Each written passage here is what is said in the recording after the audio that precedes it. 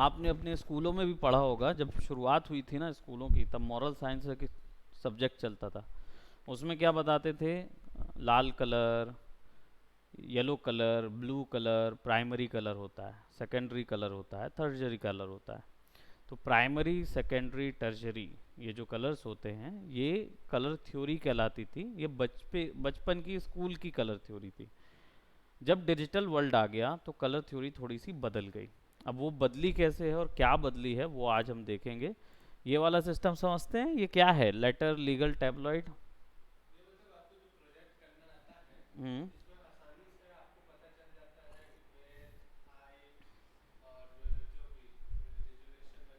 हम्म। ठीक है, चलिए, बहुत अच्छी बात है। तो अब ये बताएं कि ये लेटर कौन सी चीज बनाने के लिए यूज होता है?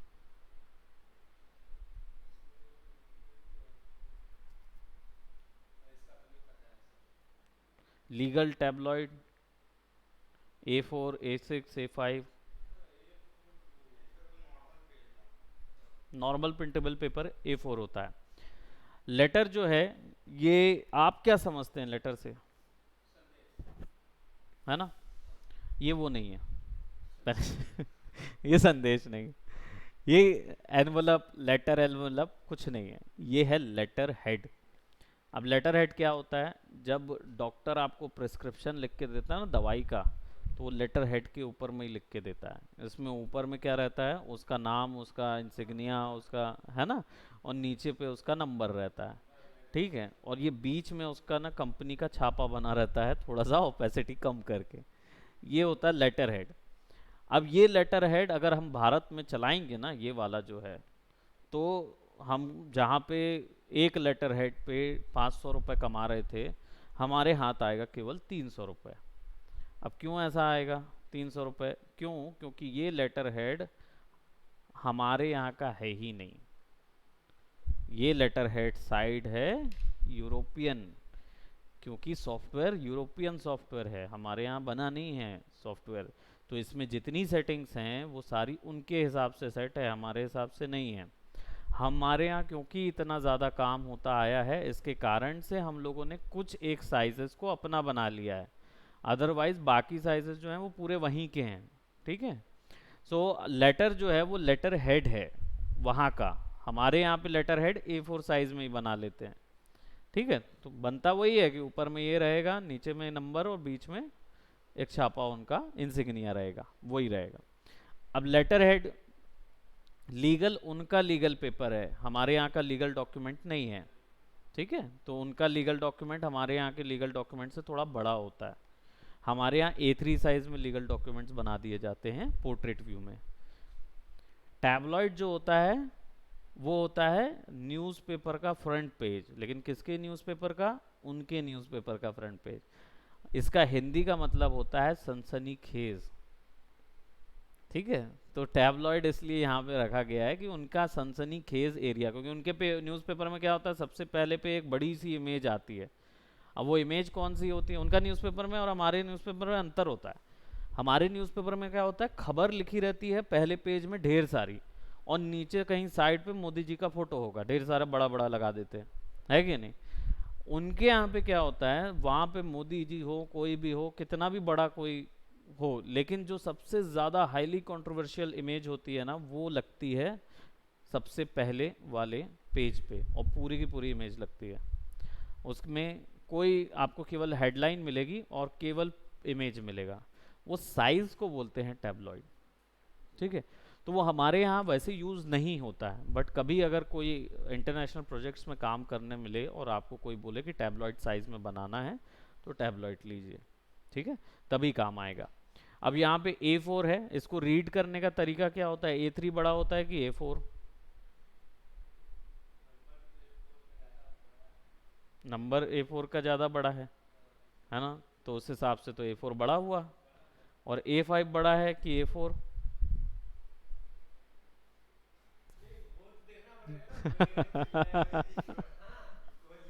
है ना? वही बोल रहे, A4 बड़ा है कि A5?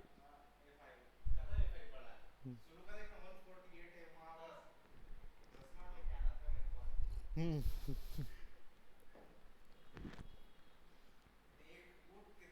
ए A5 बड़ा कि A6?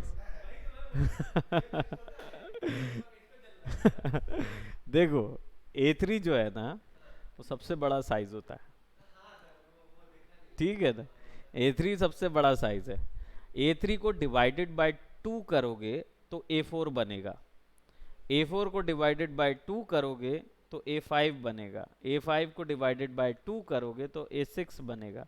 A6 को डिवाइडेड बाय 2 तो A7, A7 को डिवाइडेड बाय 2 तो A8। A8 के बाद A9 नहीं होता है, A8 ही होता है। फिर शुरू हो जाती है B सीरीज, ठीक है, B सीरीज शुरू होने लगती है।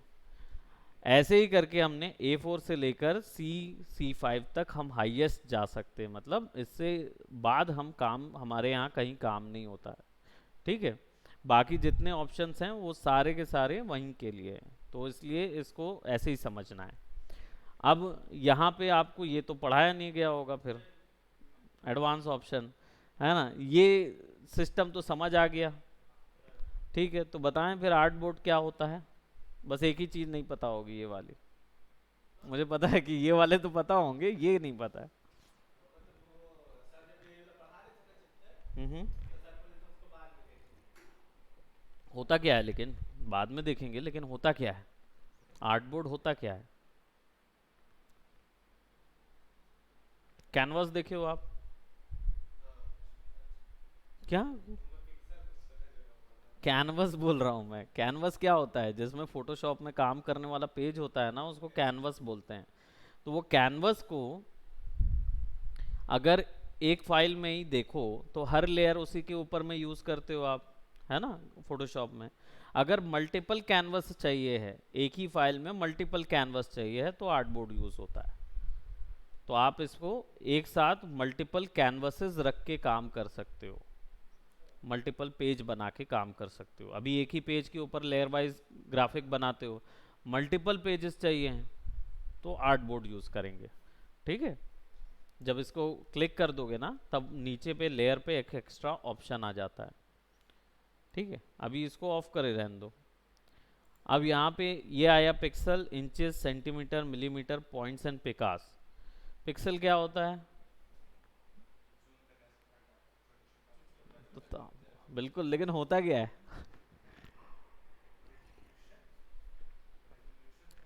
देखो, रेजोल्यूशन तो 1 इंच के अंदर कितने पिक्सल आएंगे, ये होता है रेजोल्यूशन। लेकिन पिक्सल क्या होता है, आप कैसे समझते हो पिक्सल को? फट जाता है नहीं, छोटा छोटा जो दिखाता है ना, उसको पिक्सल कहते हैं, करेक्ट है। लेकिन होता क्या चीज है भाई, वो नहीं पता। देखो, पिक्सल किसी भी डिजिटल इमेज की सबसे छोटी यूनिट को बोलते हैं। ढेर सारे पिक्सलों के मिलने से एक इमेज बनती है, ठीक है। अब इमेज की क्लैरिटी इससे डिसाइड होती है कि 1 इंच के भीतर में कितने पिक्सल आते हैं, ठीक है। तो जितने ज़्यादा पिक्सल पर इंच, उतनी क्लैरिटी इमेज में आएगी, पहला चीज़। दूसरा चीज़, पिक्सल को अगर बहुत अच्छे से समझना है तो ऐसा समझो कि ये एक कंटेनर है जिसके अंदर केवल कलर जा सकता है, और एक बार में कम से कम उसके अंदर पे 4 कलर जा सकते हैं, ठीक है। और ये हम 4 का 8 भी कर सकते हैं, 8 का 16 भी कर सकते हैं, 32 भी कर सकते हैं, और 64 भी कर सकते हैं। अभी फिलहाल उससे ऊपर नहीं जा सकते। कम इन, यस यस, ज्वाइन ज्वाइन। कोई बात नहीं, रिकॉर्डिंग हमारी ऑन है, तो 20 मिनट की रिकॉर्डिंग आपको मिल जाएगी। तो पिक्सल्स जो हैं वो सबसे छोटा यूनिट है इमेज का, बराबर। तो इसको ऐसा समझो कि ग्लास है जिसके अंदर कलर डाल सकते हैं। कितने कलर डाल सकते हैं? एक बार में 4 कलर, मैंने बात किया है ना। लेकिन कौन से कलर डाल सकते हैं? हम्म, आरजीबी, और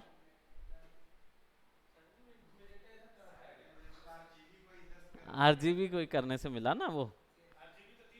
हाँ, cyan, magenta, yellow and black, CMY के एक ही चीज होता है ना।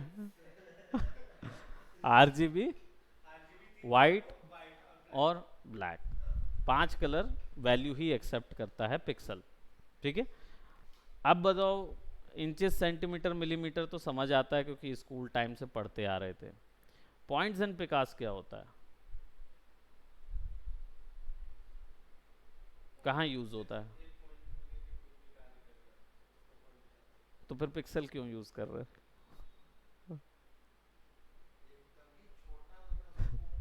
अब सबसे छोटा ही यूनिट तो पिक्सल है उससे छोटा क्या होगा?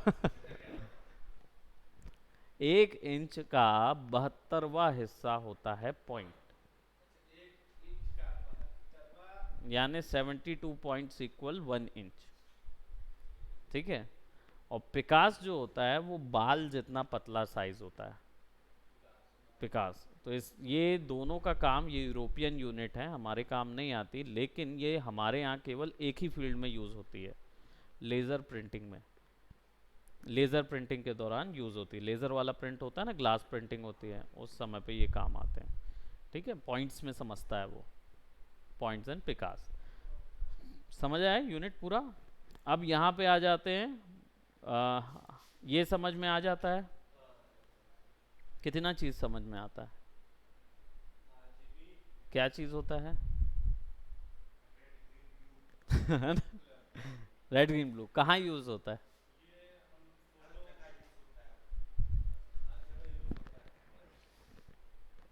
तो प्रिंटिंग के लिए भी यूज कर सकता हूँ, तो फिर हर जगह कैसे यूज होगा?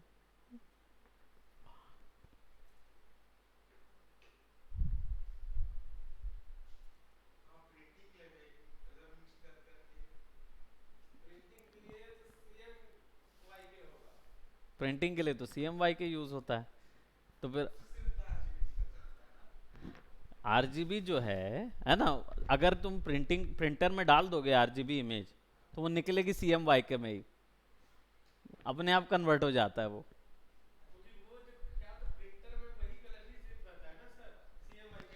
क्योंकि उसके अंदर पिगमेंट कलर होता है ना, और ब्लैक कलर जानबूझ के डाला जाता है, रीजन है।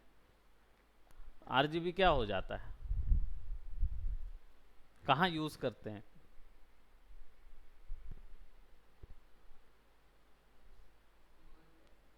भूल गए? कैसे भूल गए भाई, आप पढ़ाई नहीं कर रहे हो मतलब।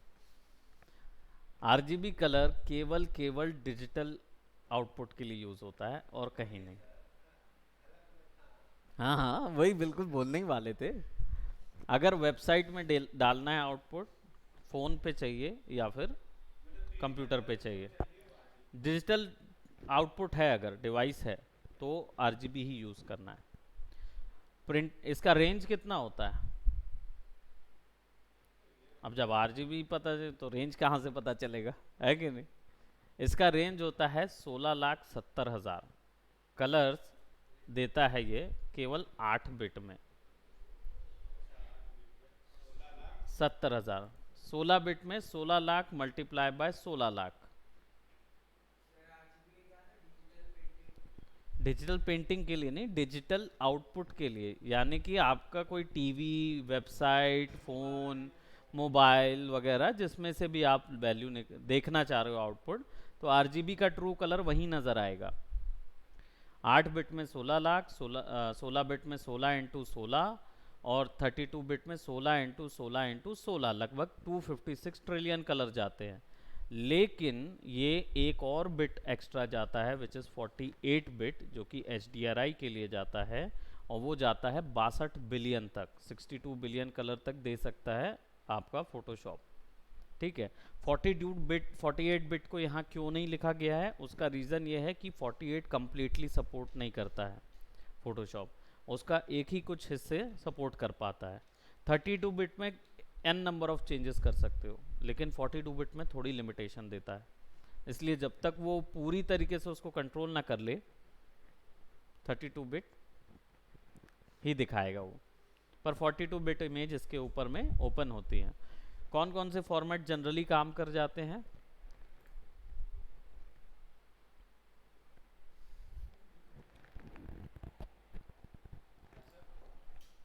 कौन कौन से फॉर्मेट सपोर्ट कर जाते हैं जनरली?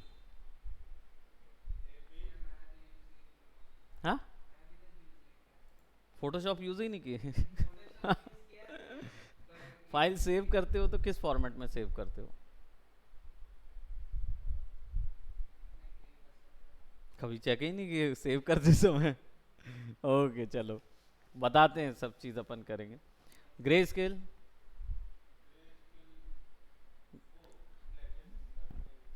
ब्लैक एंड वाइट, केवल ब्लैक एंड वाइट कलर। हाँ, बस वो ग्रे स्केल है। बिट मैप, अब ग्रे स्केल में क्या होगा, कलर वैल्यू नहीं होती। बिट मैप सबसे हल्की इमेजेस होती हैं, इनका फॉर्मेट होता है डॉट बी एम पी। ठीक है, और ये गेम्स के अंदर यूज़ की जाती हैं, हायर फॉर्म ऑफ वीएफएक्स के अंदर यूज़ की जाती हैं। जब ढेर सारी लोगों की भीड़ बनानी होती है और उन्हें दूर पे दिखाना होता है ना, तो उधर पे 3D मॉडल नहीं चलता, उस समय बीएमपी इमेज सीक्वेंस चलता है। ठीक है, और वो कैमरे को ही फेस करती रहती हैं पूरे टाइम, तो इसलिए higher form of BMP use किए जाते हैं उस समय पे। ठीक है, पिक्सल आर्ट मारियो जैसा आउटपुट जो होता है ना, वो बीएमपी इमेजेस में निकालते हैं। अगर छोटे साइज़ का गेम, अभी तो फ़िलहाल कोई फ़र्क नहीं पड़ता क्योंकि इंजन भारी हो चुके हैं, पहले इंजन हल्के होते थे, इसके कारण से बीएमपी बहुत बड़े पैमाने में यूज़ करते थे। अभी क्या है, सॉफ्टवेयर डेवलपमेंट के दौरान जो आइकॉन वगैरह होते हैं आपके कंप्यूटर्स के, या आपके टैब के जो आइकॉन्स होते हैं सॉफ्टवेयर के अंदर, माई कंप्यूटर का जो आइकॉन होता है, या जो ग्राफिक दिखते हैं माई कंप्यूटर के, वो सब बीएमपी इमेज में बने रहते हैं पूरे के पूरे। ठीक है, सो उन कामों के लिए ज़रूरत होती है इसकी। ग्रे स्केल तो कोई लाइट नहीं, आरजीबी कलर, CMYK के cyan, magenta, yellow and black, ये थाउजेंड्स ऑफ कलर रेंज देती है, ज़्यादा नहीं देती। क्यों नहीं देती है? क्योंकि ये रियल वर्ल्ड के कलर्स होते हैं। रियल वर्ल्ड में क्या कलर्स मिल पाते हैं, तो आए कहाँ से कलर्स? रियल वर्ल्ड में कहाँ से कलर लेके आते हैं? आरजीबी में कलर कहाँ से आता है? कलर जनरेट कैसे होते थे?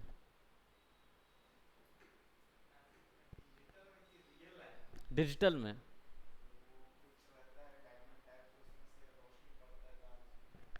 ठीक है, ये कैथोड रे ट्यूब हुआ करती थी, जिसमें से एक प्रिज्म के ऊपर में आप लाइट मारते थे और वो लाइट निकलती थी।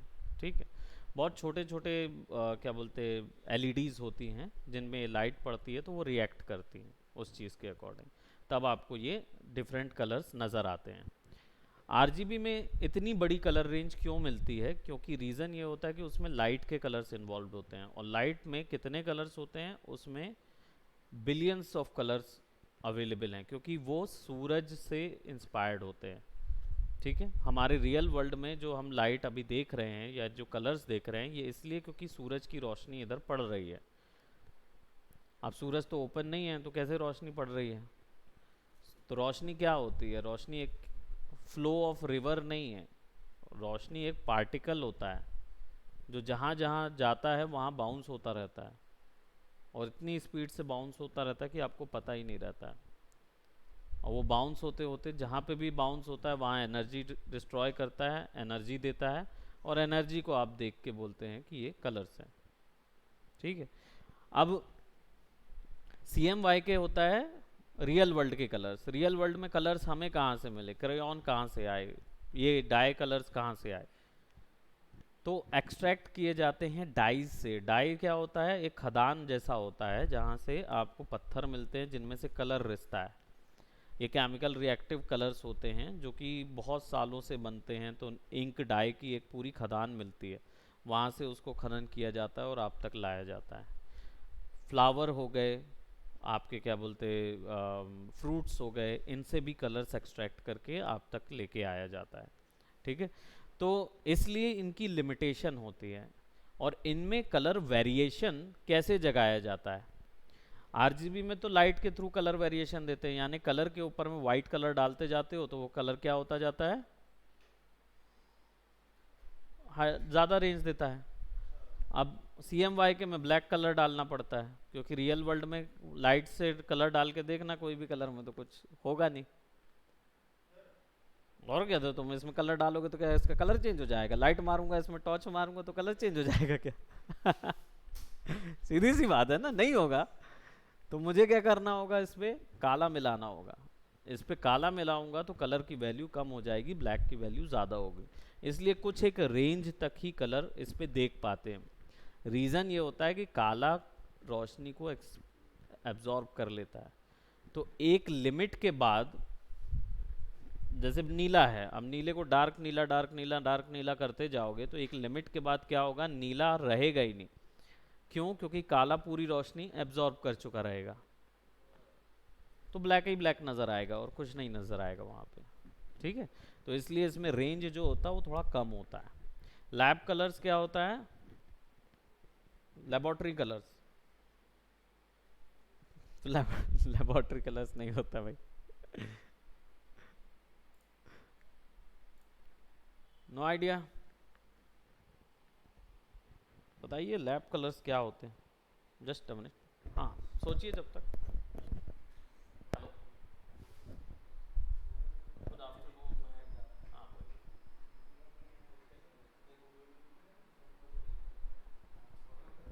सबके असाइनमेंट या तो वो जैसे एक जगह पे डाल रहे थे ना इन लोग, अब सृजन तो बता के नहीं गया है कुछ भी।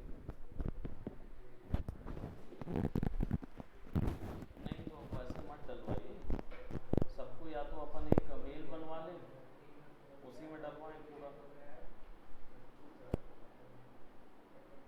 हाँ वो भी कर सकते हो, पर जगह है अपने पास। अलग से एक न्यू बनवा लो, न्यू बनवा के करवा दो गूगल ड्राइव फोल्डर में डालते रहिए।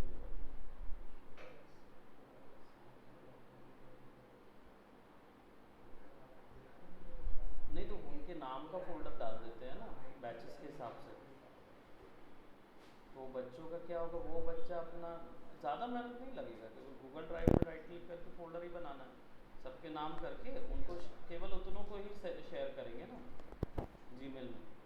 तो वो क्या है, वो अपने वाले में ही डालेंगे सारा कुछ, और कोई उसका एक्सेस ही नहीं देंगे, तो एक दूसरे के वर्क भी नहीं देख पाएंगे।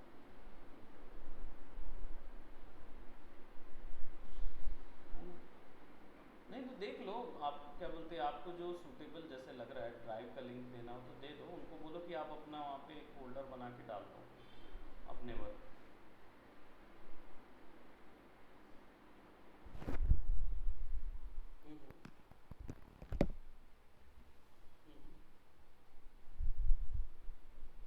वो भी सही है, नाम के साथ डाल देंगे।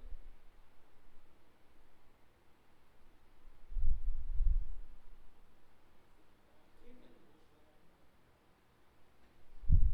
हाँ ठीक है, हाँ ओके, थैंक यू। कुछ ढूंढे, कुछ मिला? गूगल किए तो गूगल कर लेते। मजा बेईमानी नहीं करूँ।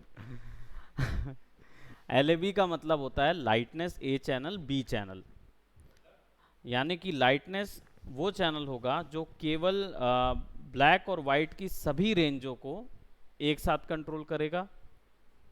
ठीक है, और ए और बी जो होगा, ए है वो सायन को कंट्रोल करेगा और बी मैजेंटा को। क्यों? क्योंकि सायन में रेड और ग्रीन हो जाएगा और मैजेंटा में रेड और ब्लू हो जाएगा। तो दो दो चैनल को एक साथ आप कंट्रोल करना चाहो तो एल ए बी कलर्स पे काम करो। सायन को कंट्रोल करेगा और बी चैनल मैजेंटा को कर। ठीक है, तो अभी क्या इंडिविजुअल कर रहे थे चैनल्स को कंट्रोल, अब यहाँ पे मल्टीपल चैनल्स को एक साथ कंट्रोल कर रहे हैं। तो हायर फॉर्म ऑफ वर्क के लिए इसको यूज करते हैं, higher form of imagery works के लिए इसको यूज करते हैं लैब कलर्स को।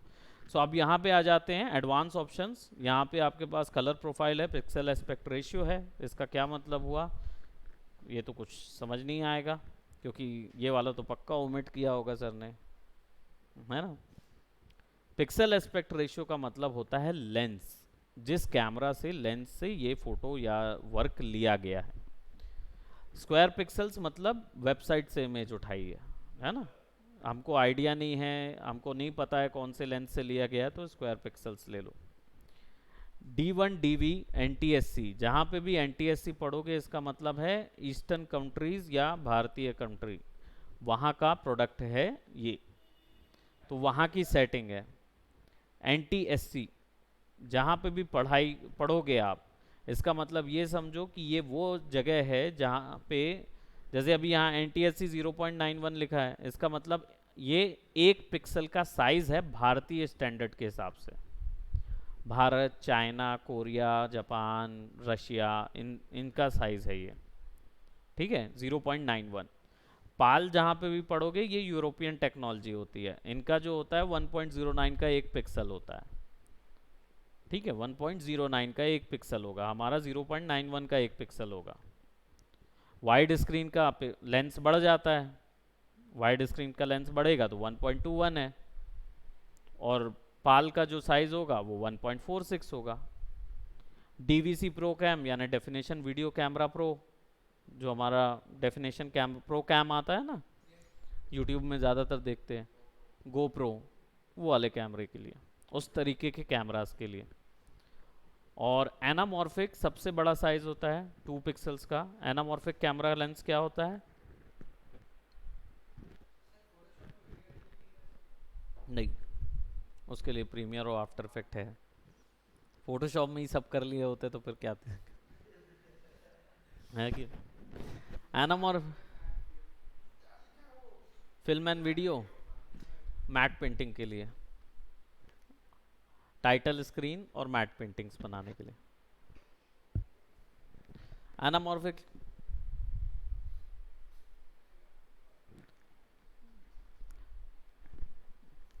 ये कैमरा जो होता है ये क्लोज रेंज पे 180 डिग्री कैप्चर करने के लिए होता है। पैनारोमा यूज़ किए हो ना फ़ोन का? फ़ोन का पैनारोमा ऑप्शन यूज़ किए हो? चालू करते हो और ऐसा करके यूँ खींचते जाते हो तो 180 डिग्री बन जाता ना, ये एक क्लिक में खींच लेता उतनी। पूरा सर्कुलर लेंस होता है ना, ऐसा लेंस होता है, तो एक क्लिक करोगे तो आपको पूरी इमेज खींच जाएगी। हाँ, 180 खींचता है, 360 तो पूरा सर्कल हो गया ना, लेकिन 180 खींचता है। तो आप मतलब क्लोज रेंज पे 180 एरिया को अगर खींचे हो तब उस पे काम करना हो तो एनामॉर्फिक पे काम करोगे, पैनारोमा इमेजेस वगैरह पे एनामॉर्फिक पे काम करोगे। ये सब चीज़ों का यूज़ था। आप समझ आया ये चीज़ क्या है ना? और भी बहुत सारी चीज़ें हैं, ये सब अब तक क्लियर हो जानी थी हम लोगों को। ठीक है, उसके बाद हम आगे भागेंगे। तो क्रिएट कर दें, अब ये हमारे पास कैनवास आ गया है। ठीक है, कंट्रोल शिफ्ट एन दबाएंगे और आज आपको आपके सिलेक्शंस के साथ एक अच्छी सी प्रैक्टिस देता हूँ। ये लेसो टूल तो यूज़ किए होंगे बहुत सारा, है ना? और मोनोक्रोम दे देते हैं, मोनोक्रोम थोड़ा सा, ताकि सबके सब, अब इनको एक बार मिल गया था मोनोक्रोम। ठीक है, तो अब आप लोगों को भी एक मोनोक्रोम दे देता हूँ मैं। है ना? ये कलर थ्योरी है, मोनोक्रोम एक कलर थ्योरी है। ठीक है, तो शुरुआत करने से पहले, मोनोक्रोम कलर थ्योरी से पहले मैं आप लोगों को बता दूं कि मिक्सिंग कैसे की जाती है कलर की फोटोशॉप के अंदर में।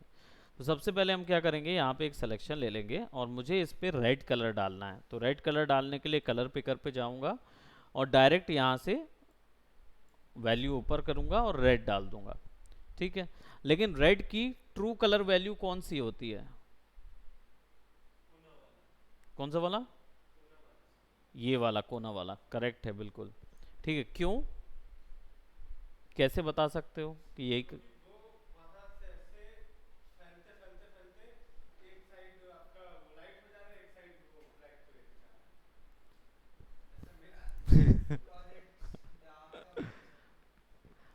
तो साबित कैसे करोगे? आप बोल तो रहे हो कि यहाँ पे रेड है, मैं भी मानता हूँ कि ये रेड है, बट साबित कैसे करोगे? देखो, हर चीज़ का एक मैथमेटिकल वो होता है, क्या एक्सप्लेनेशन होता है, लॉजिकल एक्सप्लेनेशन होगा, तभी हम उसको मानेंगे कि ये भाई सही है ना? उसके अलावा नहीं। ठीक है, इसकी कहाँ से पता चलती है कि ये ट्रू कलर वैल्यू है? पता चलती है यहाँ से। ये क्या है? ठीक है, अब रेड में ही पूरी वैल्यू गई है और जी और बी ज़ीरो है, तो पता चल गया ना कि ये ट्रू रेड वैल्यू है। सीधी सी बात है, अगर रेड ग्रीन ब्लू की वैल्यू पता करना है तो भाई यहीं से पता करना है। अब ये कितना वैल्यू तक जा सकता है?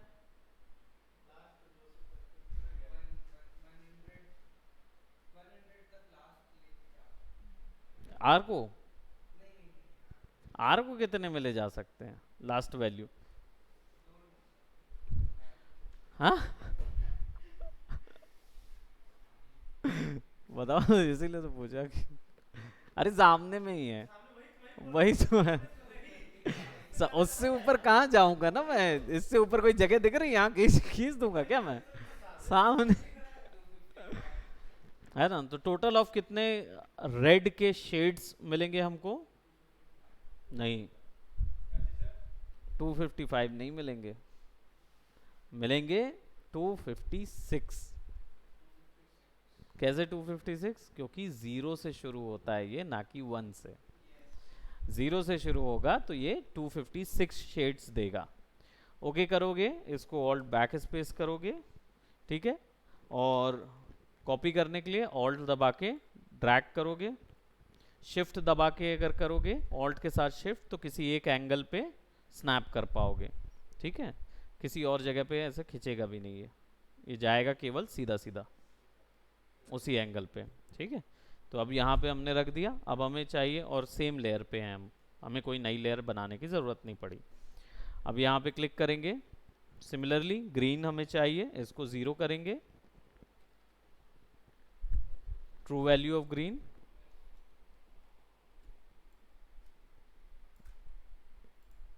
ट्रू वैल्यू ऑफ ब्लू,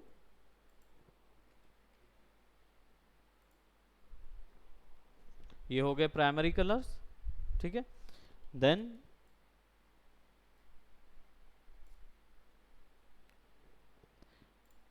अब सेकेंडरी कलर क्या होता है, दो प्राइमरीज को मिक्स करके एक सेकेंडरी बनता है, ठीक है। तो अगर दो प्राइमरी को सेकेंडरी में मिक्स किए तो रेड और ब्लू को मिक्स किए तो क्या बना? रेड और ब्लू को मिक्स करेंगे तो ग्रीन बन जाएगा, ग्रीन तो है ऑलरेडी मेरे पास।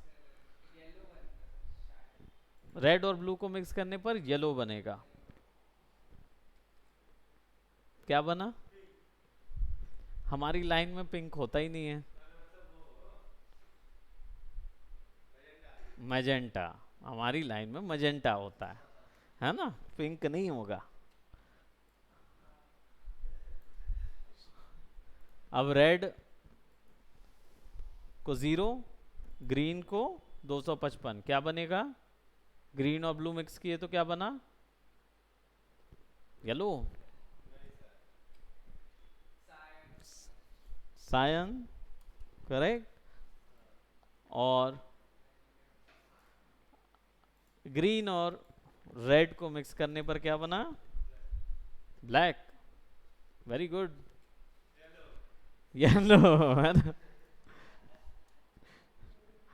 समझे, ये मिक्सिंग है, इसके कलर की मिक्सिंग। अब इसमें आप रेड की वैल्यू ज़्यादा, ग्रीन की वैल्यू डिवाइडेड बाय 2 कर दोगे, तो यहाँ पे डिवाइड डाल दो, यहाँ पे 2 कर दो, नीचे करोगे तो अपने आप 0 to 255 का एरर देगा, लेकिन यहाँ पे वो इक्वेशन कर देता है। तो यहाँ मल्टीप्लाई, एडिशन, मिक्सिंग, माइनस सब चीज़ हो जाएगी, यहाँ पे मैथमेटिकल एक्सप्रेशन डाले जा सकते हैं, ठीक है। तो ब्लू को अगर मैं 25 दे दूं तो क्या मिल गया? ऑरेंज। ये होते हैं टर्जरी कलर्स।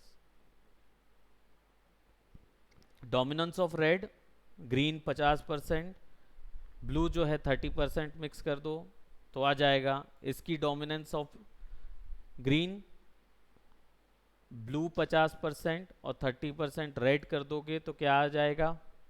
लेमन, है ना, लेमन ग्रीन जो कलर होता है वो आ जाएगा। इसका मतलब है जो इसके बाद जितने होंगे वो ऐसे वेरिएशन निकलेंगे, मिक्स करते जाओगे। और फिर टर्जरी के बाद फिर क्वाड कलर्स आते हैं, क्वाड कलर्स के बाद पेंटा कलर्स आएंगे और बढ़ते जाएगा। और बढ़ते बढ़ते बढ़ते बढ़ते जो आखिरी की इन्फिनिट वैल्यू है ना, वो कौन सी होगी मालूम है? रेड ग्रीन ब्लू, क्योंकि सब गोल घूम के एक ही जगह आ जाता है, ठीक है। तो इसलिए हम इससे आगे जब जाते हैं तो फिर हम हेक्साडेसिमल कोड पे काम करने लगते हैं। इसको बोलते हैं हेक्साडेसिमल कोड, ये कलर की कोड वैल्यूज होती हैं। तो अगर आपकी कोई भी कलर, जैसे कोका कोला को बोलते हैं ना, उनका कलर जो है वो पेटेंट होता है। वो पेटेंट ऐसे होता है कि वो इस नंबर को पेटेंट करा के बैठे हैं, ठीक है।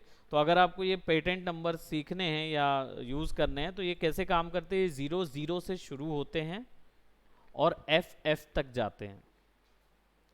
तो 01, 02, 03 ऐसे करके आगे बढ़ता जाएगा। ये कहाँ तक जाएगा, 98 तक। 98 के बाद फिर ABCD, AA, AB, ऐसे करके वो करते करते करते लास्ट में FF आता है। ठीक है। तो इसको चारों तरफ FF कर देंगे ना, देखो FF क्या बढ़ा, FF क्या बढ़ा, यानी कि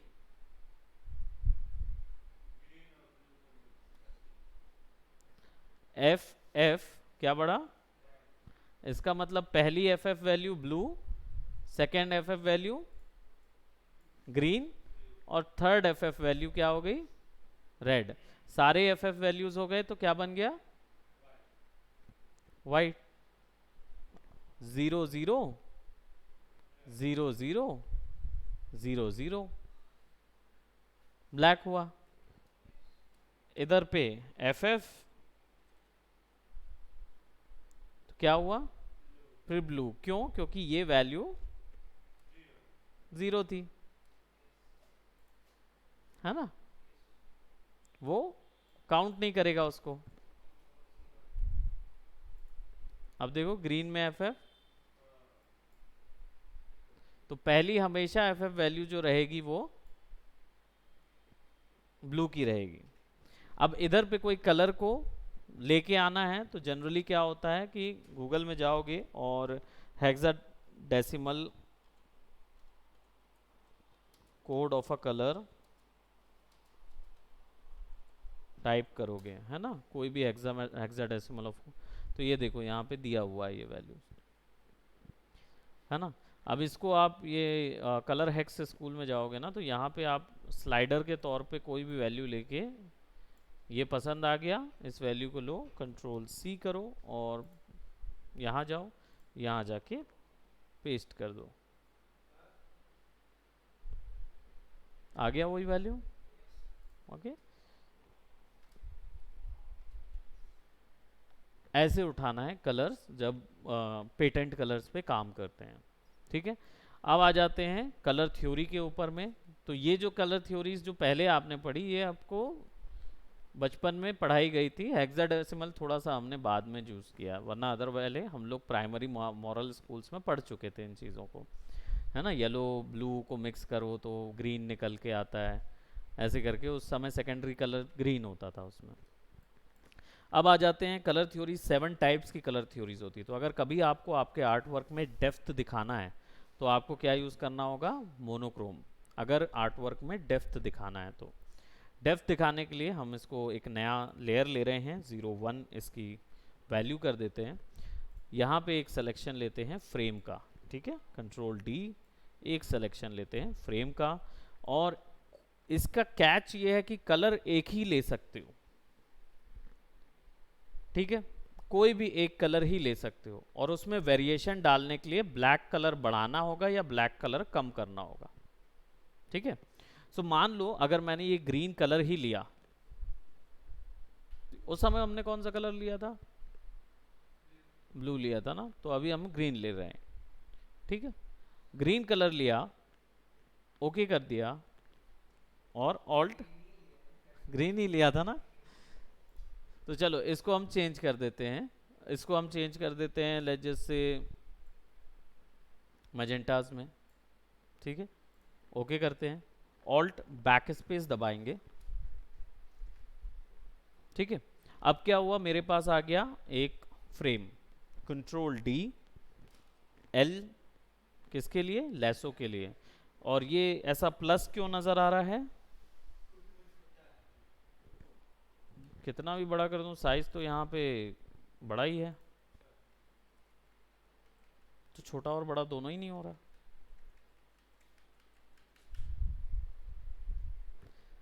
जब तक सोचो, मैं इसको लेयर 2 कर देता हूँ, 02।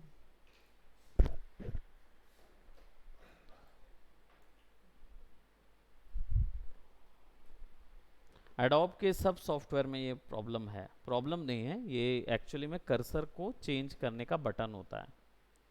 कैप्स लॉक दबा रहता है ना, तब ये क्रॉस हेयर चालू हो जाता है।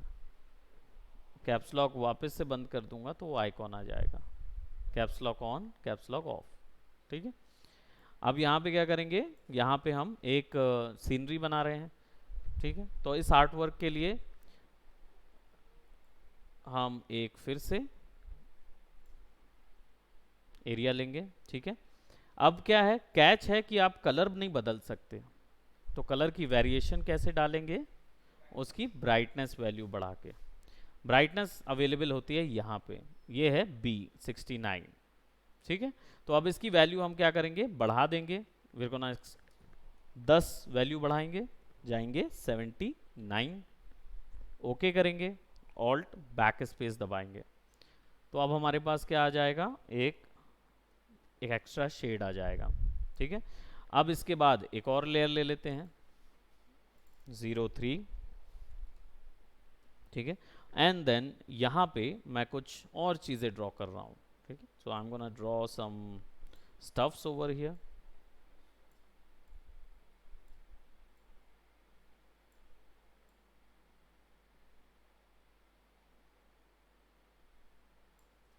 अब ये ज्वाइन हो गया। ज्वाइन कैसे हुआ, क्योंकि मेरे पास यहाँ पे 4 ऑप्शन होते हैं, new, add, minus and exclude, है ना, ये चारों ऑप्शन होते हैं बुलियन के, ताकि ऐड हो सके design.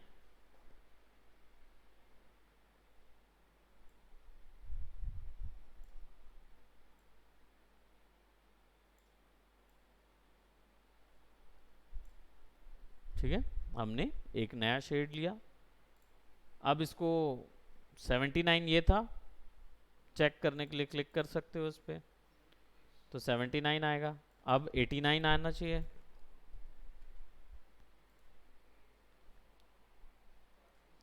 Alt back space, change हो गया।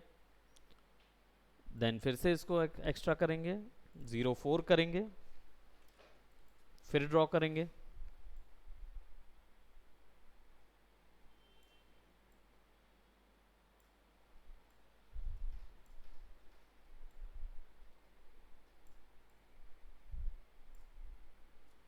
राइट,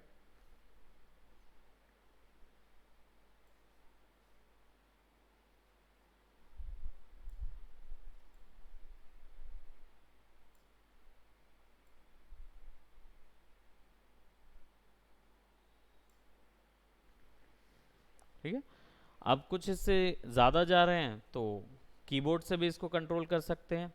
ऑल्ट दबाएंगे तो माइनस आ जाएगा,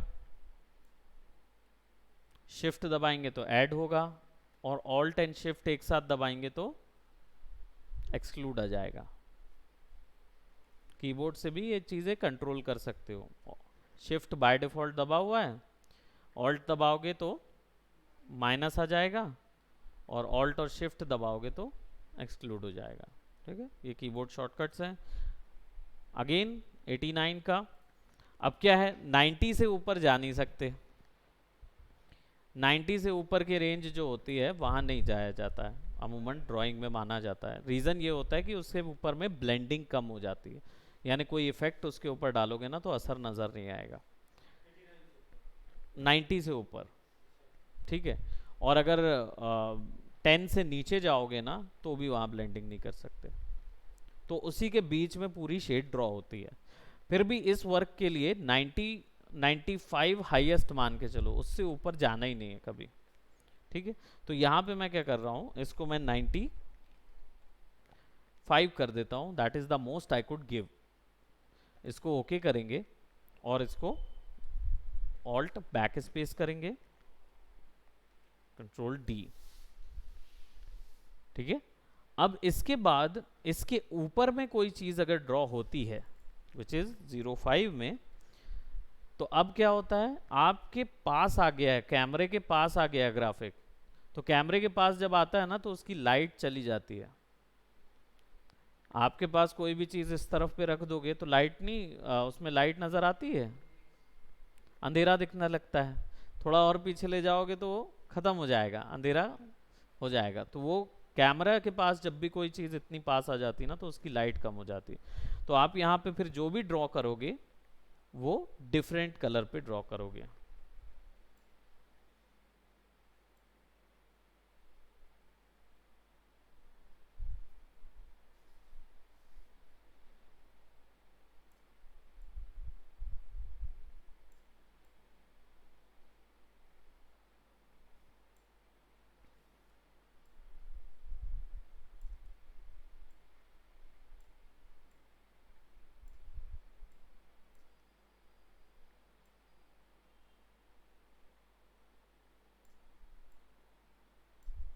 इससे क्या अच्छा होता है, डिज़ाइन करने की प्रैक्टिस अच्छी होती है।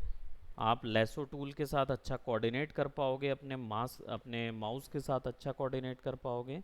ये प्रैक्टिस अच्छी हो जाएगी आपकी, सिलेक्शन आप अच्छे से ले पाओगे। अब यहाँ पे क्या करोगे, वैल्यू को सबसे लास्ट वाली को सेलेक्ट करेंगे 69, और इसको -10 कर देंगे 59।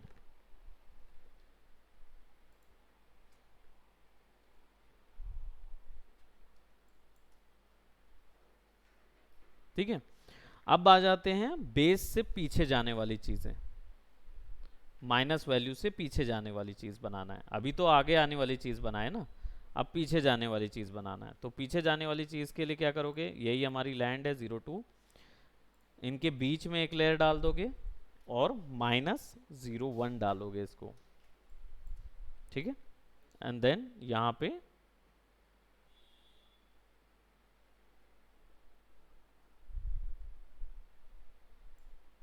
ड्रॉ करोगे और थोड़ा सा ग्रासेस,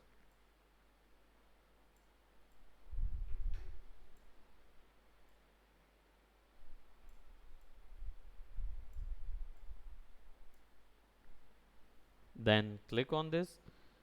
59 पे हम हैं ऑलरेडी, तो कोई दिक्कत नहीं है, -10 पे ही हैं। डेप्थ बनी, इस रेंज से इस रेंज के बीच तक की पूरी डेप्थ तैयार है। अब इसके बाद फिर और माइनस जाओ, क्योंकि आप -10 तक जा सकते हो, है ना। तो देन यू कैन ड्रॉ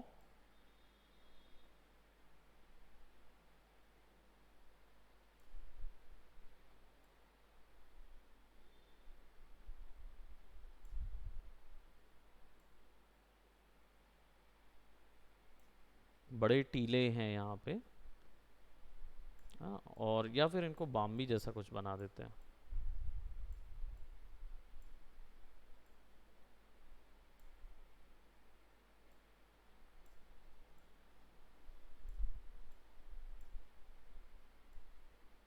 है ना, बनाते जाओ बाम्बी।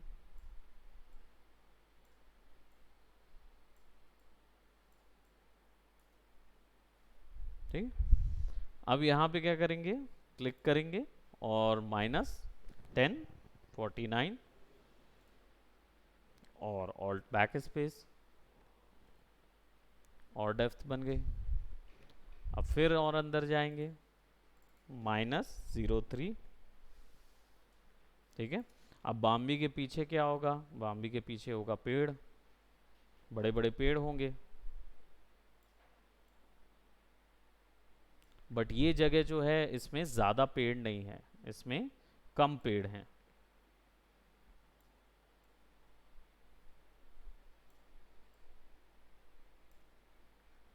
तो क्या नज़र आएगा, हो सकता है यहाँ पे कुछ हम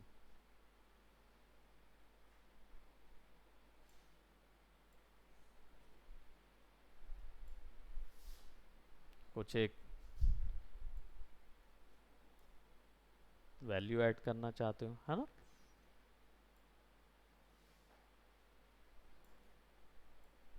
क्योंकि पेड़ कम है इधर, आउटर एरिया है ना, थोड़ा सा बाहर का एरिया है। थोड़ा सा एक्स्ट्रा पत्तियां निकली हुई हैं।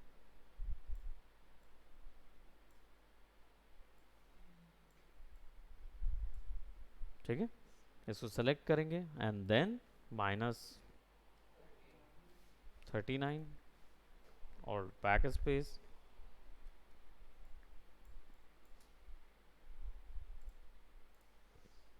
अब माइनस 02, सॉरी 04, अभी 39 पे हैं हम लोग। ठीक है, अब दूर की मिस्ट क्रिएट करेंगे, क्योंकि अब पेड़ तो है नहीं और कोई एरिया नहीं है, होराइजन बस दिखेगा।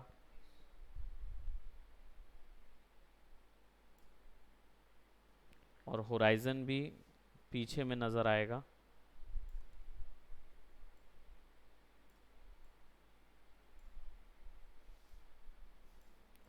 दूर पे कहीं पे कुछ पेड़ होंगे तो वो नज़र आएंगे।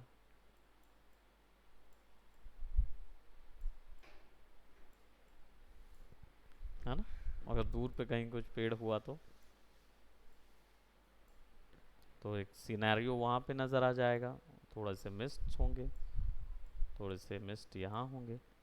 ठीक है, अब यहाँ पे क्या करेंगे, 39 से 29 आ जाएंगे।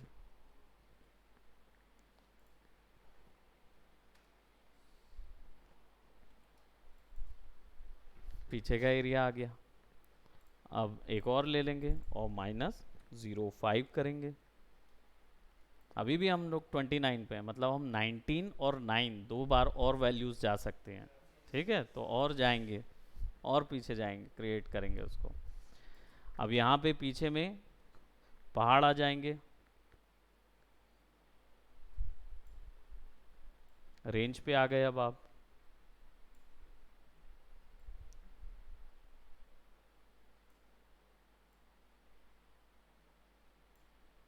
ठीक है, पहाड़ आ गए।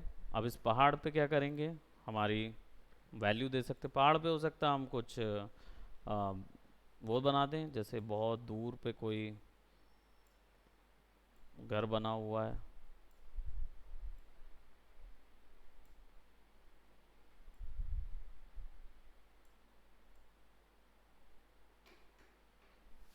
हाँ, और प्रोबेबली उस घर में छोटी सी खिड़की होगी, वो भी बना देंगे।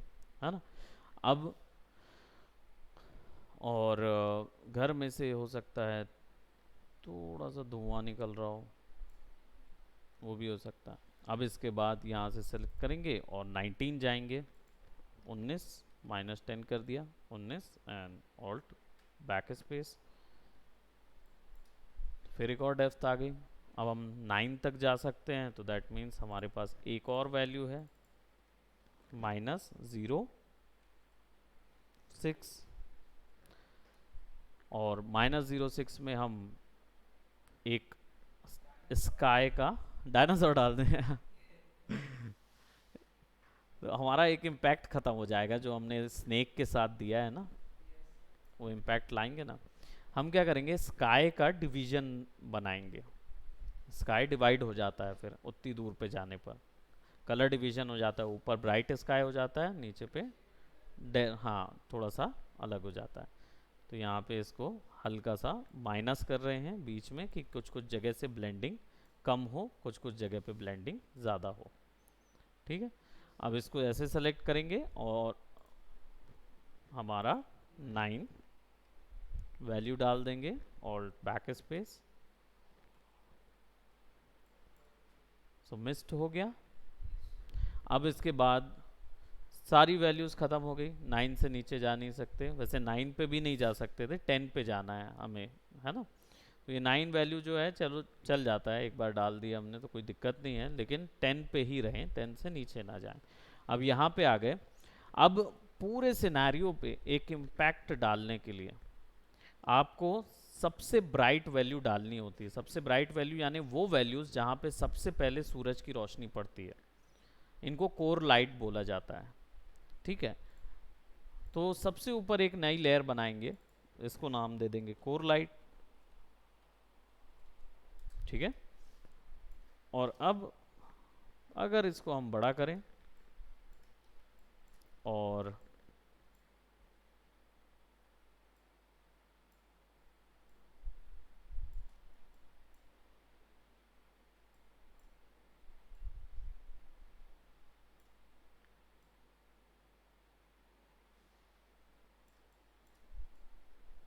कोई एक हिस्सा पकड़ लीजिए कि जहां से रोशनी आ रही है ना, उन हिस्सों को पकड़ लीजिए।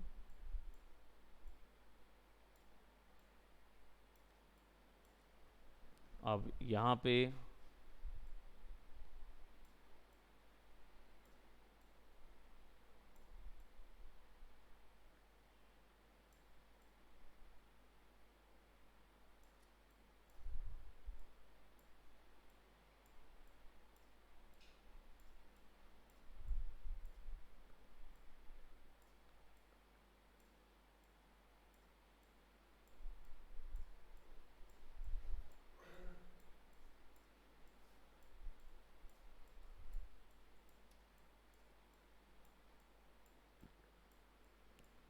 छोटी छोटी चीजें ऐड करते जा रहे हैं।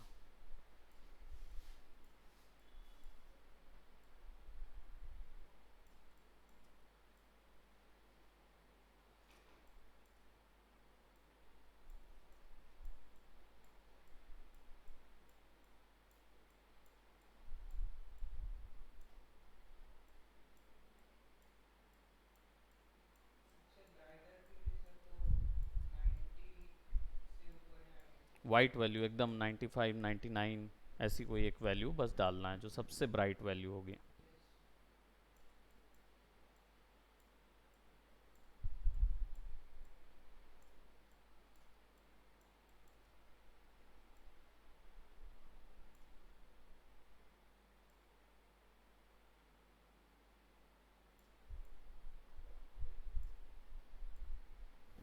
है ना, पूरे एरिया में डालोगे ना।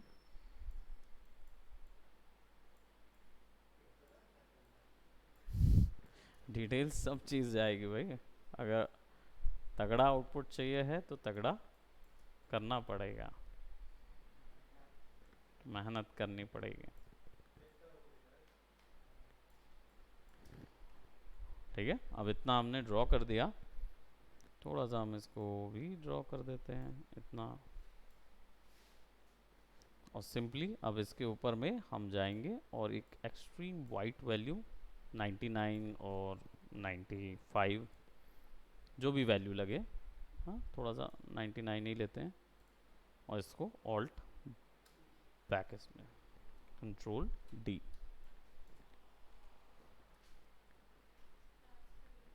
हो गया, बस कंप्लीट हो गया है। हाँ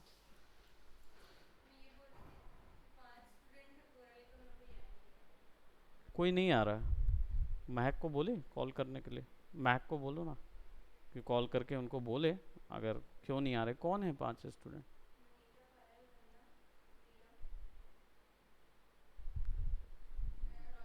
रोशनी ना, हाँ तो महक को बोलो ना, कॉल करके उन लोग को बोलेंगे भाई क्लासेस हैं, आप तो ले लो अपना एक क्लास।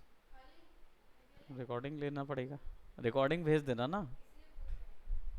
एक बार महक को बोलो, क्योंकि सर बोल रहे हैं कि अगर अभी का रूल यही है कि भाई कोई एक भी नहीं होगा ना तो भी रिकॉर्डिंग करके उनको क्लास भेजना रहेगा। हाँ, एक रिकॉर्डिंग करके भेज दो। आज पहली क्लास है क्या? हाँ तो एक रिकॉर्डिंग करके भेज दो, है ना। और महक को बोल देना कॉल करने उन लोग को। तबीयत तो ठीक है? तुषार से कॉफ़ी ले लो, कॉफ़ी। ओके सो एक ब्राइट लाइट ऊपर में लगेगी ही, ताकि इन सब के जो शेप्स हैं डिज़ाइंस हैं वो आप प्रॉपरली दे सकते हो। ठीक है, और ये जो वो तो मैंने उससे ही कर लिया था ना, मूव टूल होता है, मूव टूल में ऑटो सेलेक्ट है तो सारी लेयर्स अलग अलग हैं, तो सब कुछ।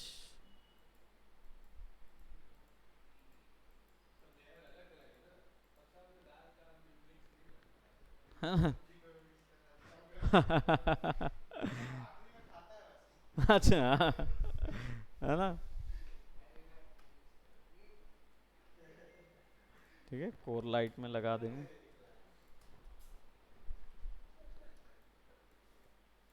ठीक है, सो ये है आपका मोनोक्रोम जो आपको क्रिएट करना है।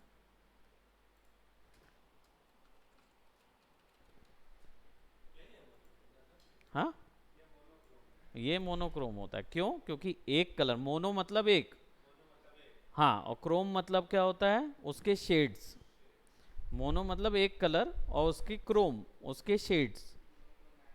मोनोक्रोमैटिक जो बोलते हैं ना, वो यही होता है। यानी एक कलर और उसके मल्टीपल शेड्स। शेड्स क्या होते हैं? ब्लैक और वाइट वैल्यू। तो 256 शेड्स यूज़ किए जा सकते हैं। हमने 10-10 के वेरिएशन में उनको यूज़ किया है। समझे? ये है आपकी मोनोक्रोमैटिक आर्ट वर्क। समझ गए? अब मेहनत करो, असाइनमेंट यही है और क्या। तो ऐसे क्या एंटरटेनमेंट के लिए थोड़ी ना बताया है। हाँ, वीडियो बिल्कुल आपको पहुंचेगा।